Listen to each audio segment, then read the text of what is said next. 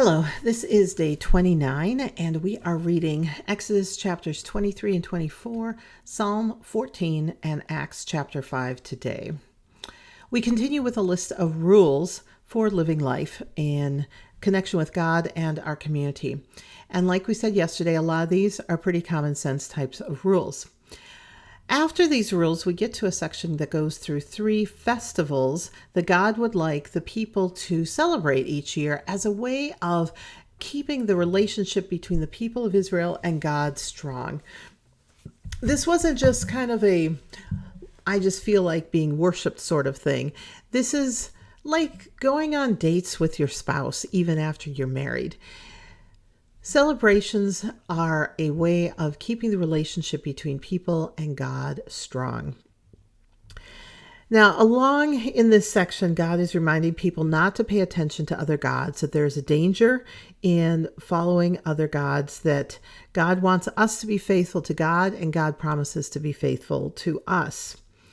Now, for the people, when they were coming out of Egypt, this made a lot of sense because they were used to seeing a lot of gods when they were in Egypt. There's a ton of gods. They all had different shapes. They all had different pictures on the walls of the temple, and they each had a different area of duties. There was the goddess of childbirth. There was the god of death. There were gods of weather and of the crops, all sorts of things. And this was true of many of the religious practices in the Promised Land among the Philistines and the Canaanites, the Hittites, other people living in that area. Even in the time of the Greeks and the Romans, there was a whole pantheon of gods, a whole set of them. We know them as Zeus and Hera, goddess of the hearth, Ares, the god of war, Venus, the goddess of love. So depending on what your need was in life, you went to a different god with your problems, and you made an offering and you prayed and worshiped them. You may participate in their festivals as a way of being superstitious, covering all your bases, making sure that you're covered no matter what happens. And God's like, get away from all of this. This is not what I'm about. You just need one God. I'm a one-stop shop, and I can take care of everything you need. I am all powerful, and I'm going to take care of everything. For us today, this seems a little weird. We don't know a lot of people going around worshiping multiple gods. But I think there are other types of gods that we think of in our lives today as places that we place our trust.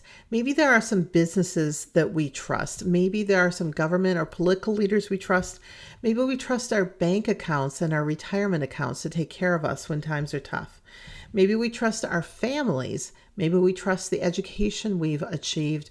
Or maybe we like the way of life of sports teams. What are the places that you go to when times are tough, that you get instruction on how to live life and feel a sense of security? Eventually you get to a story where Moses is going up the mountain to spend some time with God. And I think one of the things for us to think about in this section is, where is our God time space? I know some people who feel closest to God when they're in their boats out on the water fishing, or in their blinds when they're out hunting, or maybe they go hiking and there's a special place that they feel God's presence. Whatever that might be, I think it's important for us to go to that place on a regular basis, to intentionally spend some time with God, clear out the distractions and the cobwebs that accumulate in our brains and in our hearts, and stay focused on God. Just as God asked the Israelites to be faithful, God is still asking us to be faithful and to stay focused on God, the source of our life and our salvation. In Psalm 14, we are reminded once again that God saves. We often wander around aimlessly. We're often like a herd of sheep, and we need guidance and the teaching of God. Only God can save us and the poor and any of us that are facing the difficulties of life. In Acts, we get to a strange story that involves Ananias and Sapphira. They drop dead because they lied.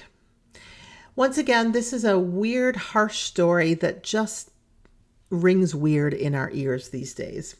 But in the life of the early church, going back to the God thing that we were talking about in Exodus, It was a huge deal to become a follower of Jesus because when you did, you were frequently cut off from your families and from the religious communities that you used to be part of. Now, this was important because family took care of family. So if you weren't connected to your family anymore and something happened, you could no longer go to them for support. Likewise, the gods of your old traditions took care of you. They had a structure. So, for example, the goddess Hera, who was the wife of Zeus in the Greek mythology, was the goddess of the hearth. And Hera had temples in most communities, a small temple usually. There were a few priestesses who lived there, and they kept the fire burning all the time. There was always a fire and coals at Hera's temple. So maybe there was a windstorm, maybe some rain came down your chimney and your fire went out for whatever reason. You could go to the temple of Hera, you would say a prayer, give an offering, and you would get some coals to take back to you restart your hearth so that you could warm your home and do your cooking. If you're a follower of Jesus, you can't go to the temple of Hera when the fire goes out. And they don't have matches back then, and they don't have clicking lighters like we do today. So it's an important thing to be part of a community. And so for the early church, when people joined the Christian community, they would bring an offering. They would sell their belongings and give it to the community, or they would just give all their belongings and the community would distribute it as needed so that everyone had something. This was a new way of trying to provide so that everyone had something and that no one was poor and destitute. The problem with Ananias and Sapphira wasn't that they didn't give everything, because we read about a number of people who used their wealth to support the church but didn't sell everything and didn't give everything away. The problem with Ananias and Sapphira was that they lied. They said they'd sold it all. They said they gave it all to the church, but they had held some back. They were trying to be sneaky. God does not like sneaky. Question for us. When are we trying to be sneaky? When are we trying to pull a fast one? When are we trying to get away with something that we know is not the way of life that God wants us to be living? And then we see verse 13, the early church is meeting regularly.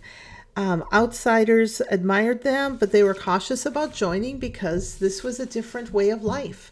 They didn't have all these gods to go to, and people just weren't sure about the whole thing. So there's still a time where people are watching and learning and trying to figure out what the early church is doing. And along the way, the early church was still facing a lot of opposition from people outside the church, especially the Jewish religious authorities. Now, they were trying to maintain an agreement with the Roman authorities where the Jewish priests could still do the worship of God the way they were used to doing it. The Roman emperors wanted to be worshipped as gods, which was a problem for the Jewish people who were trying to only worship the one true God. And so the Jewish religious authorities had gotten some arrangements made with the Roman authorities that the Jewish people could worship their traditional way, the way of Moses. And so the new believers following Jesus were a threat to the Jewish religious authorities who were afraid of what Rome would do to the Jewish people. Along the way, there were a lot of debates among the Jewish leaders, and one of them, a well-respected rabbi called Gamaliel, pointed out that there had been many movements that had come and gone in the Jewish faith through the years, and most of them had a spark of life and then withered away. And his point to the other Jewish leaders was maybe we don't need to be so mean to these Jesus followers.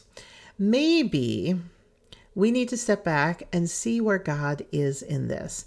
If God is with these Jewish or Jesus followers, then this movement is going to get stronger and we don't want to be in God's way. If God is not with them, people are going to get bored. They're going to wander off. They'll get distracted by something else and it will wither and just fade away. And so Gamaliel shared this wisdom with other leaders. I won't say that a lot of people listen to him, but I think we should be listening to him because we still have things we argue about in areas of faith and community life today. And many of us take very strong positions. And we have to ask ourselves, are we a barrier to what God is doing, or are we on the side of God? And I think we have to live with some humility that we may not always be on the side of God. We may not fully understand what God is doing. I think one of the ways that we can figure out if we are on the side of God is that throughout the Bible, in Jesus' teaching and throughout the Hebrew Bible, God is on the side of justice and mercy. God is constantly bringing more people in and including them. So if whatever position we have taken is excluding someone, we need to step back and either change our mind or at least patiently wait to see what God is doing and to see if we are on God's side or if we are actually being a barrier to the work that God is doing. Hope this was helpful for you today, and I look forward to continuing the conversation next time. Bye-bye.